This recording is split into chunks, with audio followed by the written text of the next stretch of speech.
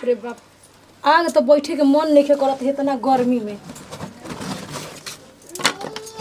आ एगो ऐसन बाइसन हमरा घर के ना दूगो तीन गो कि धरा के आगे चल दिया सन। अब ओकनी के टेंशन नहीं रही बुताई की का होई, कोनो टेंशन ना रही। एगो तो हौ तो नया आइल बिया, ओकरा के आदमी का कहो। हई एगो बाड़ी जानू हमर दादी लोग एकरी जानी के हमरा कुछ बुझाते नहीं के करी के हम का। दीदी हाँ आव। क्या करतनी जी? का करतनी है तो हनी के आँखिया में मारा का छेले बा कि अगिया धरा के बुता के कहां चल जाई। अब सोच ना बोली ना, बस मारा कहीं कौन रोग पालत रहतनी आँखी में। अब बेना ना का हाथ में धो लेली मर भी का हमके ना जी ऐसन काहे कर।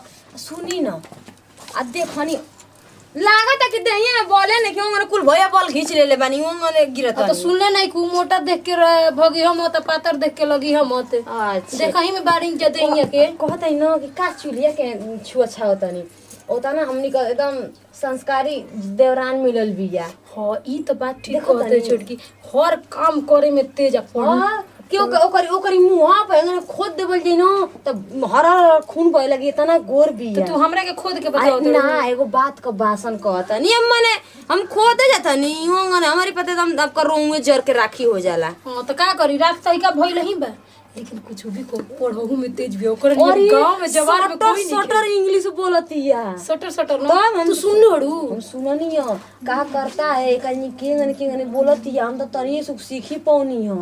सीखियो गइलू? हां ना बोलनी है। बाप रे, लेकिन एगो बात कही ओकर हमरा लागत अनु के जैसन हमनी के घर में आइल बिया ई जिला जवार में केहू नहीं के पूरा ये गांव में नहीं खे। हां हम ए दीदी हमनी के भगवान से मनावल जी के एकदम मिल बांट के यहीं रहल जाई कि माने काल के जाके कोनो तकलीफ न हो। चाय में देलू तनी मुनी पिए खातिर नया नुहर बिया भी ओकरा का बुझाता कि कहां बात तेल नून का। अरे हम चाय के हम ओके काजू किशमिश दे दे ओकर खत्म हो जाई त होता ना सुशील माने अथु बिया लईकी ओ तो के ओकर बेटिए हिया ना तब का हमनी के ना के जे पुरान चिरन हो गइल बनी जा अबे तो नया बिया ना।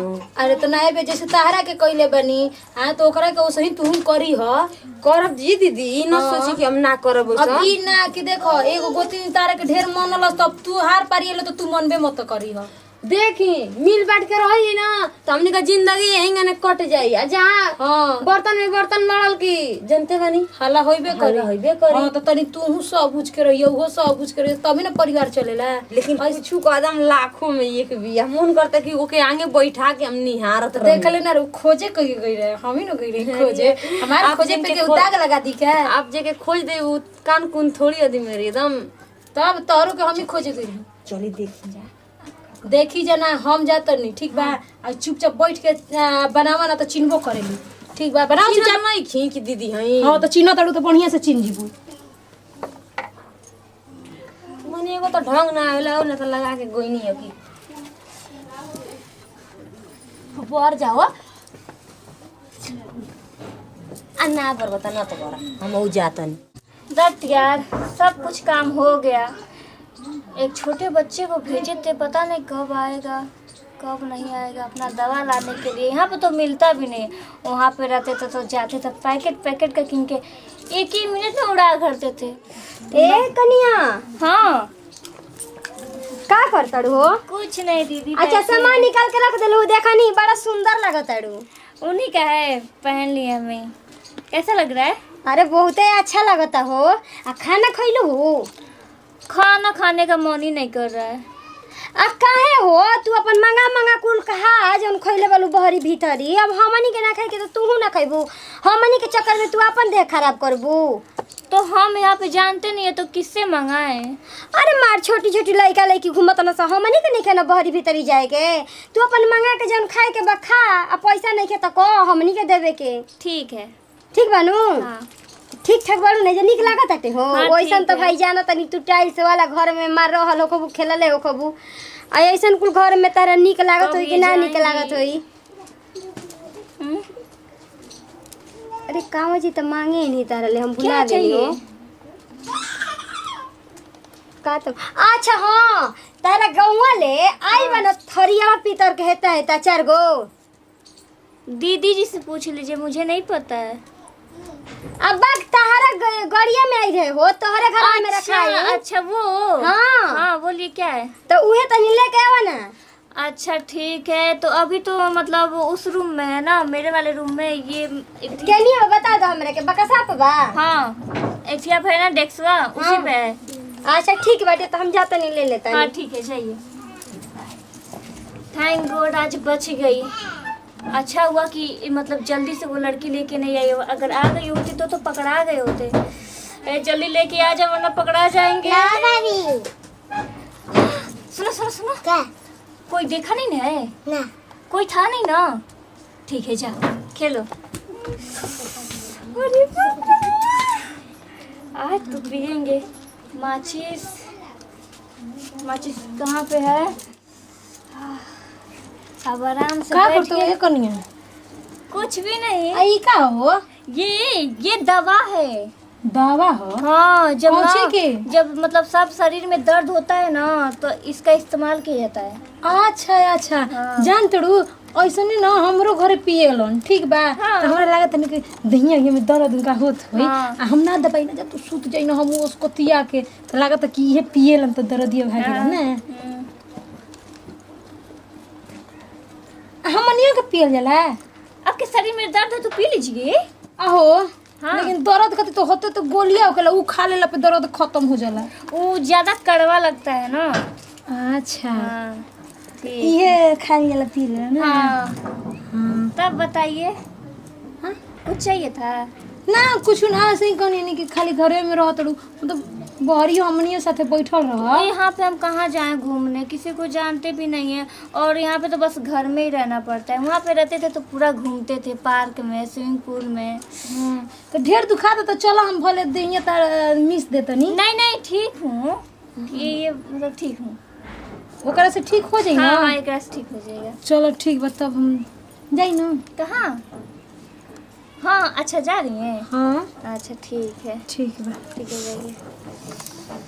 अरे बाप रे बाप बच गई मैं तो।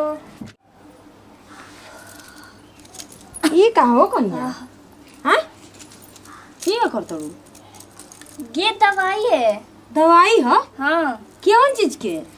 सर में जब दर्द होता है ना हाँ तो सर दर्द के दवाई तो हेते तो टैबलेट उज्जर उज्जर मिलेला हो, हरियर हरियर उ खइला में बड़ा तीत लागेला उ खा। ये ना पीने वाला है। ए दूरे रह ई धुआं धान लेके चल तड़ू। तू बुर्बक बना तड़ू का हो हमनी के? आई दीदी आपको नहीं पता ये दवा है? पता रही तो से पूछती। हैं सच बताओ ना, हमरो कबो कबो माथा दुखाए लगेला ना तो 4-4 दिन दुखाते रहेला। हम कड़वा दवाई खाई ना बड़ा हमर तीत लागेला। नहीं तो हमारे सर में जब दर्द होता है ना तो हम यही पीते हैं। सही में? इससे 1 मिनट में ठीक हो जाता है। तो हमरो दुखाई तो अपनी मरद से मांग के 3-4 गो धोली में पियत रहो। ठीक रही ना?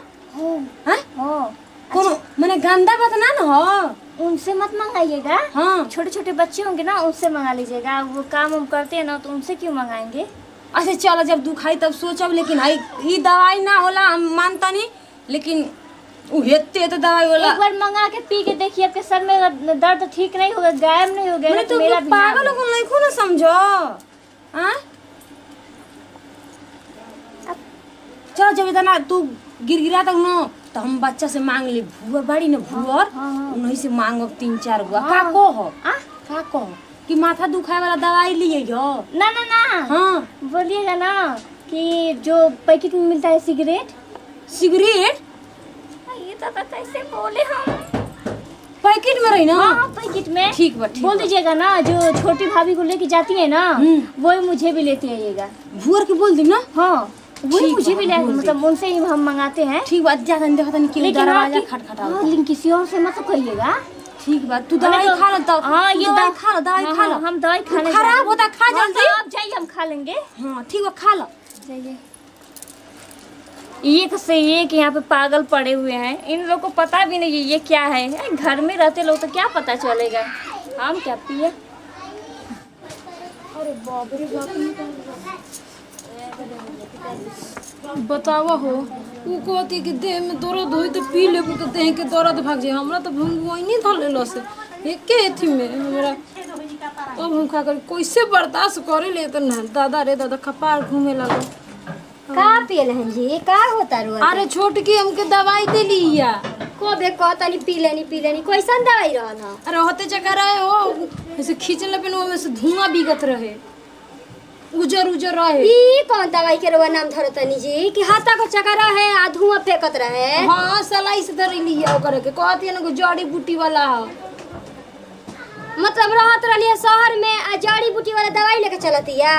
अब हम का जानते देखो ना हमार कपड़ा इतना घूमत न हम कुछ कहे लायक ना अधे ना पसीना पे पसीना छूटत बाप रे बाप। आई हो दादा कैसन रहल तनी हमके बता देही ब। अरे हद जगह रहे हाँ। आ उजर रहे कागज नियन रहे। आज रवा बीड़ी सिगरेट ना पील हनी देखी आज सिगरेट रवा पियले बनी। बस ऊ कहती है दवाई दे के दर्द भागेला तो। छटकी ए मजली। हाँ दीदी। आ वो कहां बड़ी हो सुनो दाव दई जा। हाँ दीदी आ का दीदी के पियले बल हो? हम तो कुछ नहीं पिला है। का चिल्ला तनी जी हमर लागता कि मन एकदम ए मर्दई के जे कौन दवाई खइले वाली भंगवानी टाइप के धइले बा बताई कि दवाई। अरे हम आउ तो वो छोटकी पियली कहली ए दीदी तारे का भइल हो? हमरो कहीं कैसन मन ऊपर नीचे होता जी लागता कि धरती पे गोड़ा धरते तला तक आसमान को हां लागा अखिया बंद कर दे तो लाते कि उड़त ही फिर पटकात ही उड़त ही। का पियले बल हो? तू खइलू हां हमके कहलिए कि तो दीदी माथा दुखाला ना तो वे खा लेब ना। अब बताओ दवाई के नाम तो दवाई लड़ उड़ जाई तो जाने तो ना जान चल जाई।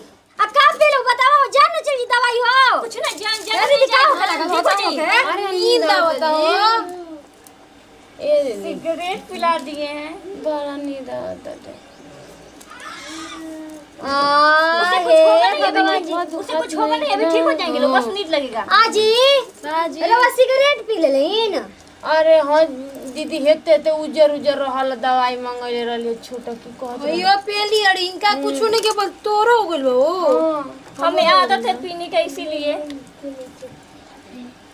एकदम से कर भता रहत ने करे के भेजवा दिया चल जाओ जीगा पियत रही खात रही उन जीगा रहत रही। दीदी जानत नहीं को तू अनजान बोल बलू सिगरेट के नाम में ध देला सब कहतलू कि का हई मत पिया करवा पिए न सन सिगरेट। अरे अब हम कब बीड़ी। हाँ। धरतनी अब हम जातनी सूते। आइयो दादा आइयो ज्यादा हो कहियो मत हो ना तो हम मारे लगी हन। हम चलो हम सूते चलो तनी रुक रे उठल जाता। अरे मारे भाई अपने ने सबन के पिया करा खाए वाला बनाओ तरू। जब हम पी रहे थे तो ये लोग आके बोल रहे हैं कि ये क्या है, तो हम बड़ा मस्ती तार में- नाम उतरल हो बचिए कि बड़ा नीक उतरल बारू घर में औसे नीक तू अपन छाव भाव दिखा देलू ना। जाने कि दीजिए, कुछ कहे लायक ना अब नहीं पिलाएंगे उन लोग को, बस अपने पियेंगे। एकदम बहेंगवे आउ का जाके अपन माई बाप का पियत रहिया खात रहिया। मार चलो। गजब के लड़की आ गई घर में ही। नमस्कार प्रणाम। वीडियो अच्छा लगी तो दिल से लाइक करब शेयर करब कमेंट करब। और हमने के से कोनो संदेश ना रहा वो कॉमेडी वीडियो रहा ऐसे ना कोई के देखा देखी ना करे के चाहिए।